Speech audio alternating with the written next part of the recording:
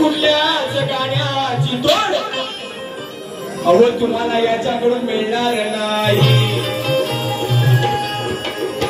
ही कावळ्याने किती घेतली उडान, ही कावळ्याने किती घेतली उडान, तरी त्याला गाडीची सर ही येणार नाही।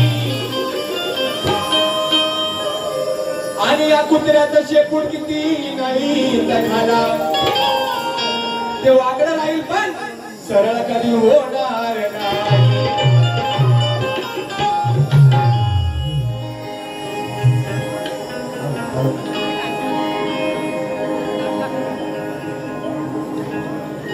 विषय आहे चिमणबुवा। पहिला विषय समजावतो। जेव्हा हनुमंताला सुद्धा गर्व झाला होता आणि नवनाथांबरोबर जेव्हा युद्ध करायला गेला तेव्हा वायुदेव बघतायत आणि वायुदेव त्या युद्धामध्ये सामील होतात आणि वायुदेव जे काय करतात ते या ठिकाणी नवनाथ सांगत आहेत। बुवा मी काय सांगत नाही, नवनाथ सांगत आहेत। बघा कसा घेतलाय विषय। मी तर आज बुवाला लालच करणार आहे, किती लाल व्हायचं ते चिमणबुवाच्या हातात आहे, बरोबर की नाही? हा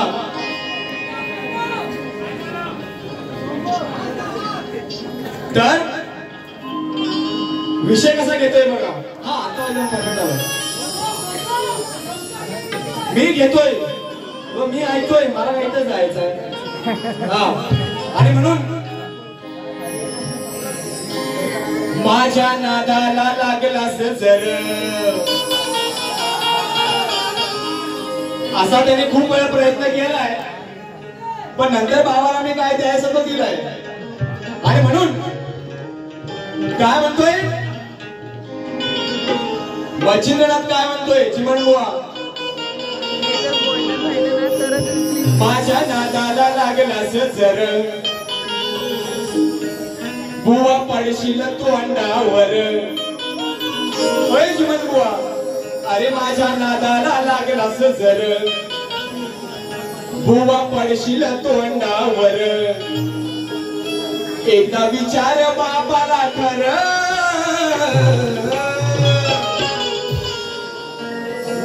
आता म्हणतील माझा बाप काढला, परंतु त्या वाचनामध्ये तसा विषय आहे। काय म्हणतोय? माझ्या नादाला लागलास जर चिमणबुवा असा पडशील तोंडावर। अरे एकदा विचार बापाला खरं,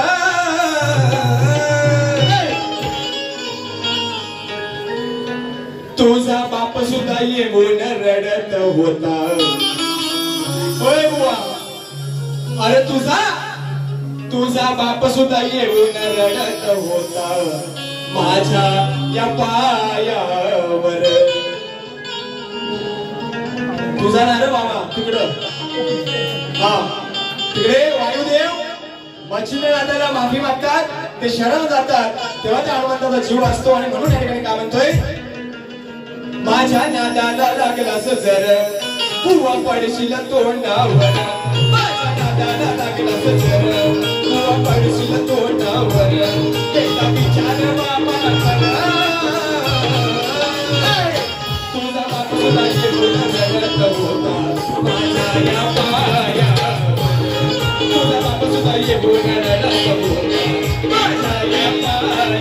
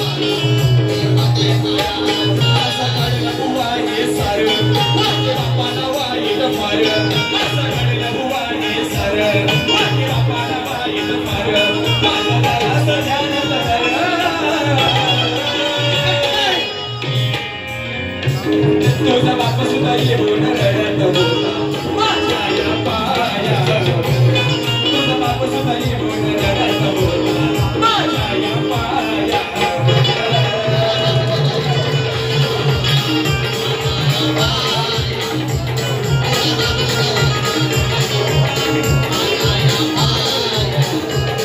माझ्या दादाला लागला सिंगर पडीशील तोंडावर माझ्या दादाला लागला सिंगर पडीशील तोंडावर त्याचा विचार बाबाला करा